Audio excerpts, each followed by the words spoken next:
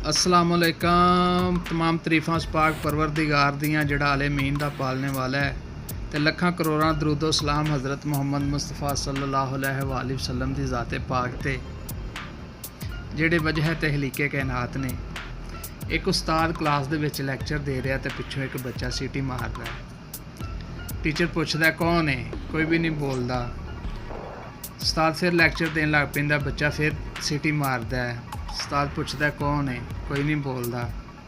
तीसरी बारी फिर मारदा सीटी। उस्ताद कलम बंद करके ते बह जांदा है। आंदा चलो मैं तुहानूं एक कहानी सुनाना वा। उस्ताद मोहतरम कहानी शुरू कर देने। आंदे ने यार मैं सड़क ते जा रहा सा अपनी गड्डी ते एक माँ बुढ़ी वेखी ते मैं उन्होंने पुछया माँ जी मैं तुहाडी कोई खिदमत करा। उन्हें कहा बेटा मैनूं उत्थों तक लिफ्ट दे दे।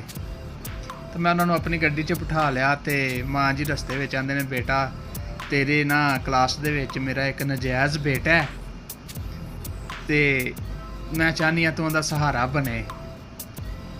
ते टीचर ने पूछा माँ जी अच्छा चलो ठीक है पर दसो तो सही वो है कौन है, उहदा नां की है।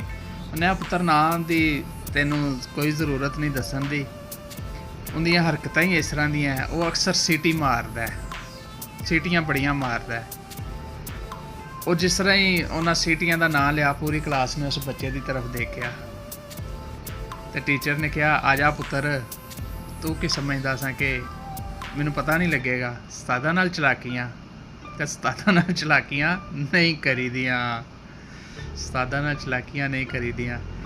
अल्लाह हाफिज़, फ़ी अमान अल्लाह। खुश रहो, आबाद रहो, शाद रहो।